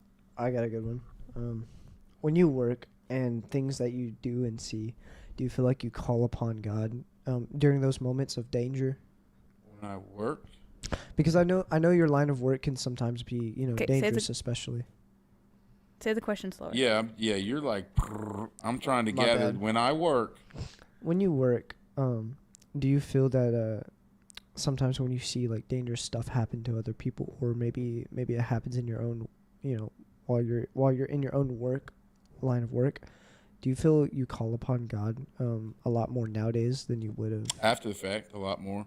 Definitely. Because, like, I mean, it could have got real crazy in Shreveport, but I mean, you just hope for the best, pray for the best, and just laugh at the stupid that comes around it. I mean, you'd rather just. I mean, there's no sense in crying about things. I feel because it takes more muscles to cry and be sad than it does to be happy. For sure. So, and the Lord was always happy. I mean, Jesus, I mean, dude, he was, I mean, I'm not saying I've read the Bible like page to page, cover to cover, but, there, I can tell you this. God was definitely never always happy. He was more of always in the right mindset of peacefulness and just trying to maybe not make it through the day, like, because he knew everything, right? God knows what's going to happen to him. He prophesied in the Bible his own crucifixion, right? Right. And so he knows stuff that was going to happen. And so I feel like his mind was more on the fact that this stuff was going to happen, but he had to get his ministry across, had to get his word across to other people. So I feel like it was more of a teacher's kind of mindset than I was always happy and I was never in the downs. Because there was probably some times where he was like, this probably does suck, but I'm gonna sit here and take it for the good, for the better will of for the will of my God and for my Father, right? See it God. through. Like, I mean, Yeah. He paid the ultimate price. I mean, God sent his forgotten son down here and know that he was coming down here to be crucified and go through the most ultimate pains that anybody could ever endure. But it took 20,000 billion quadrillion men to go through what he went through, to see what Jesus went through. And it was just like, it was crazy. Like, I can honestly say the first time in my life, like, Passion of the Christ, like, watching him get whipped with that whip with the nails in it and it getting stuck in his back and that guard just yanking it out of him. And he didn't bat an eye or cuss nobody out or, fret or tread upon anybody. It was just like, do unto me and not to them, because I am, the forgotten. I mean, not the forgotten, the begotten, right, Son of God. Yeah. I mean, it's just it. There, and again, I'm paraphrasing. No, it moves mountains. Moses separated the sea to let, I forget who, escape the Egyptians. Mm-hmm. He didn't do that on his own. He didn't just say, "Okay, bathtub, I'm going to divide you right in the middle." No, I can't do that. I mean, I jump in the bathtub and the water there's still some water in there, no matter how much I try and get it all out by jumping in there. But in that sense, he moves mountains. Yeah. If the mustard seed, that little mustard seed, And I think what's important is definitely to think about the faith of it all. So I don't know this story word for word. It's been a while since I've heard it. It's been a while since I've heard it, but God okay, that story. God told I forget who exactly it was, and yes, I'm not the most perfect person in the world to tell this story, but basically he told I'm just gonna call them disciples because I think that's what they were. I don't remember on ounce exactly, but he told the disciples that he was going to break down a wall that was hiding in this nation, right? And he told them to, I think it was go around the nation, around the whole entire wall of the nation. I think it was either something about like praying or doing something about Jesus Christ. I'm probably not saying this correctly, so I should probably not really say this story, but I mean, you can say whatever you want. the belief in him to go all the way around there and God at the final destination blow down that wall was insane. And I'm just gonna kind of paraphrase a little bit for this like other story on Mount, I forget, Mount something. They did this thing where God sat down, or sorry, Elijah sat down at the foot of an altar, and while these other men were praising a god named Baal, or something like that, and he sat down at the foot of this tomb, right, or this stone bricked altar that had this calf on it that was poured water on it for like 5 times. I think it was 3 times. Sorry, 3 times they poured water on it, and it was drenched. Like, even the guys themselves said there is no possible way you were going to light this bull on fire. And they prayed to Elijah prayed to Jesus, and all of a sudden, out of nowheres, the big ball of flames just struck it on fire like that. And they couldn't believe it because they thought their god was named Baal, and they thought that was the god, but no, it was Jesus Christ. And We actually just talked about this in Bible study. that's what I remember. I was like, yeah. it took me a second to like click to. I'm a little tired now. That's it took what me a I second to click remember to it and two. I wrote the script for Bible study, and then whenever you were like, oh, it blew up in flames, I was like, that's what you're talking about. She's so tired because you overwork her, Sam.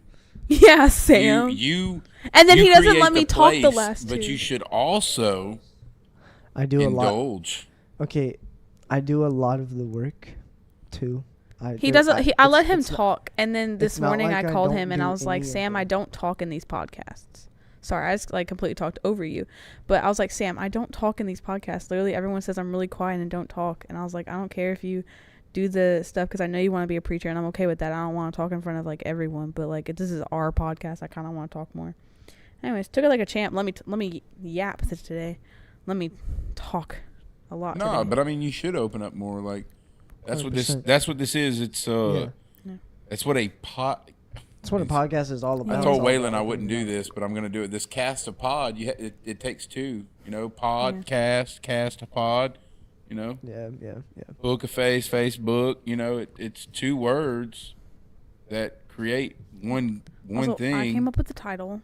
But This guy. it was y'all's shared thing. I know whatever you got, but you got to have set a little bit more time And for what you want to do. Like, I know you want to do a preacher thing now. That's cool. That's really cool. If you go to like somewhere crazy, like across seas, I definitely want to be on that plane. That'd be pretty cool to do it with you. Or like some mission work. Sure. That'd be pretty cool. But just interact more. I mean, I don't know what I can tell you. Just be yourself and talk. I mean, you may go off topic or whatever you say or whatever. I mean, we went off topic a couple times, but it's good. Like, this is pretty cool. Like, I like this. I'd definitely come back for a part season. 2. Part 2. I was gonna say season 2. Season finale. No, not a finale. No, I'm not a finale type of guy. No. Season finale. We bring back. No, season 2. We bring back the people from the first I feel season. like our finale should be. We should bring back on Miss Andrew. But anyways, the point is I in this podcast or throughout the it's like open. Throughout the different things that we do, me and her, there's not one person who does all the work. Yeah, no, I was just messing with him. Right. Don't worry, guys. So, like over here, I definitely do more of the techie side stuff, and that's more, physical, hands-on. But, she does a lot of the writing throughout all of this. stuff like that. But I feel like this whole podcast thing was definitely set upon by God. Yeah. Because without this, I feel like I don't know where I'd be right now. I don't know. Playing what games in mind- your bed right now. Probably spamming me with calls, trying to plan the next youth group. Maybe. Or You want maybe the I'd mic? You be wanna talk? maybe I'd be at the soccer park wondering where my life has Yeah. gone. What has happened? Like, why am I in such a why did God let all this stuff happen to me? And you know, We not done with I that. say now. We kind of. I say now we kind of wrap up a bit because it is getting late and I'm tired. what? I say we wrap up because I'm tired. Anyways, Sorry. It's all Everybody, good. I've been talking to my mother. She's over here now. Yeah. In the gathering place. Excuse me. This is our thing. This is the circle. I'm Semicircle definitely right gonna, now. Okay? You're not part of the circle. You're just mom. You didn't even cook, Nanny, like she said she was. So Anyways. that's why I look hungry. so There's a What plate we're of gonna do crawfish over is, there just waiting to be eaten. we're gonna kind of wrap it up because we've Oh, you know, we're we're wrapping it up. You know, gotta Oh. wrap it up. And we're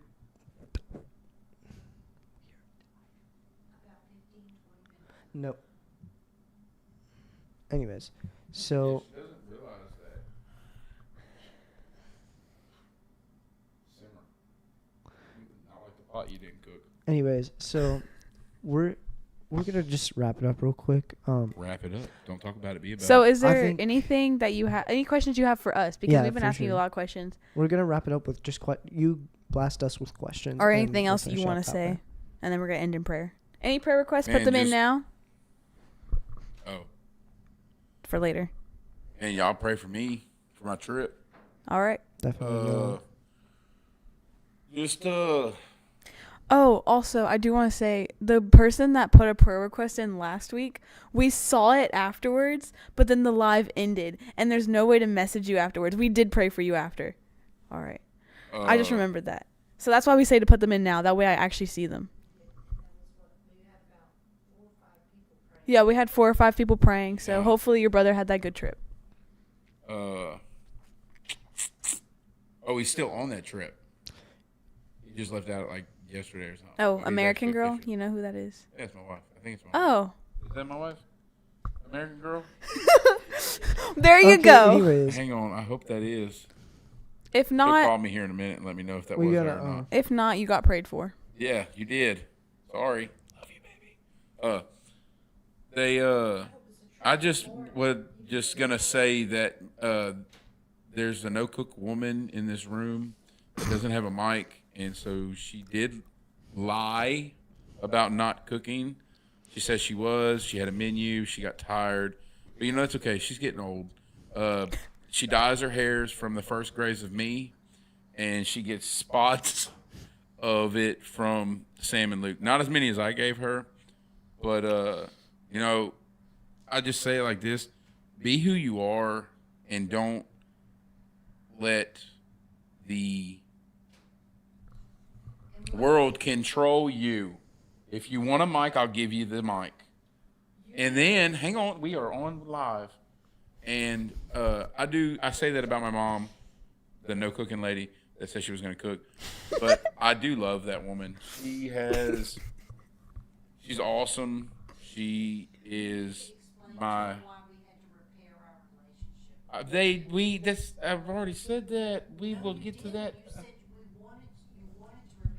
Oh, well, then we forgot. We'll have to get to that to another one. It's 8 o'clock. We got to be done, y'all. Sorry. She wanted to be done at 8 o'clock. But, Oh, no, she's coming over here. she wants to slap me. no. So, Mom, no, hang on. no, No, Mom, we got to be Mom. done. We got to No, wrap no, up, no. seriously. No, It's no. over with. They got to have Mom. commentary. So, no, we're good. But, no, so just be who y'all are and let this be what y'all want it to be. And don't be influenced You raised them. by anyone or anything or any mother, because I will say this: you're going to be who you want to be and do everything in your life that you want to do and enjoy it, because tomorrow's never guaranteed, but today, right now, is here. So carpe diem, seize the day, seize the moment, and stay and pray. For real. So, do you have any questions for us that No. you want to ask? Okay. No. All right.